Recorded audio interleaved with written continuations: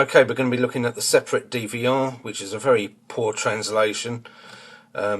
Essentially it's a split screen dash cam with cameras to record both front and rear, made by Stoga.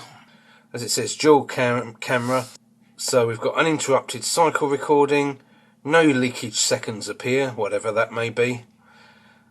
3.5-inch LED screen, video format is H.264. It supports a TF card, 2GB up to 32GB, and having looked that up, that is a micro SDHC card.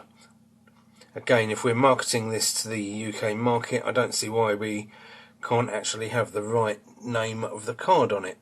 Back camera reversing trigger function. I think that should be rear camera reversing trigger.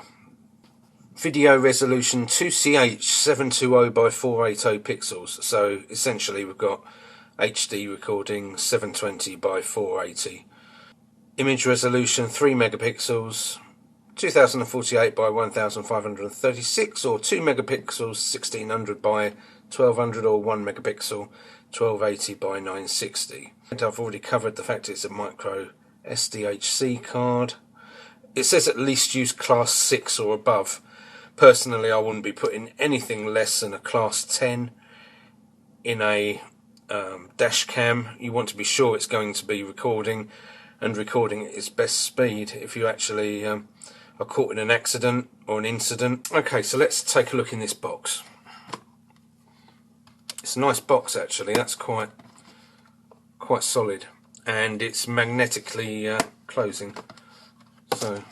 So although we're not packed with polystyrene or anything, that's pretty solid, and this is quite a nice width of plastic in there to actually protect it, so I don't think it's going to come to any harm in transit.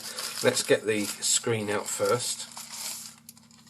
Well, that's quite unusual. I've just noticed that straight away that there's no actual film over the screen. That is so unusual these days. Most companies usually protect the screen.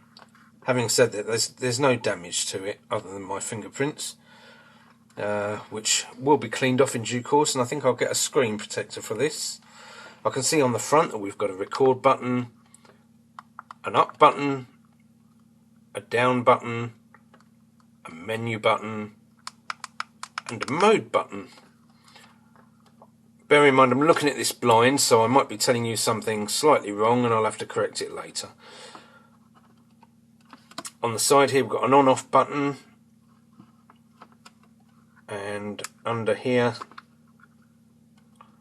there's where your micro SDHC card actually sits. I'll certainly be getting a 32GB card for that. I don't see any point in getting anything smaller. I think when you're recording something like traffic and incidents, you want to make sure you've got the biggest card possible in there, and the prices have come right down on those anyway.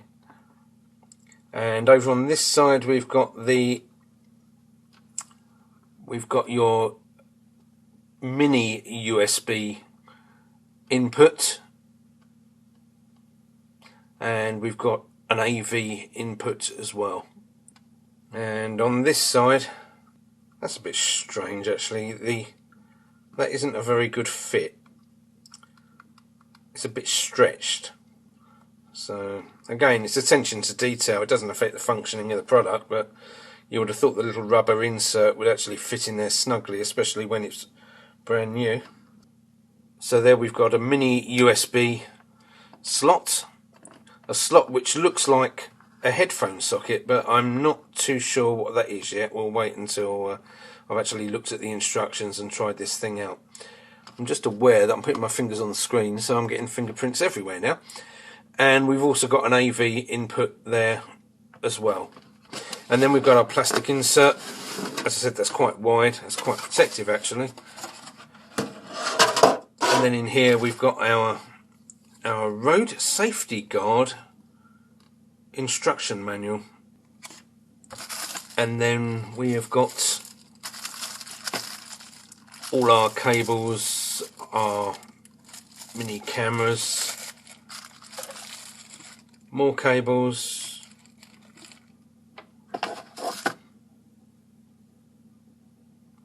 more cables, and our screen mount. Now that's a nice strong looking mount. Although in my little car, I think the mount is going to take up most of the windscreen. We'll have to wait and see on that one. So anyway, I'm going to read through the manual, set it all up, and then I'll get back to you on the actual performance and operation of it.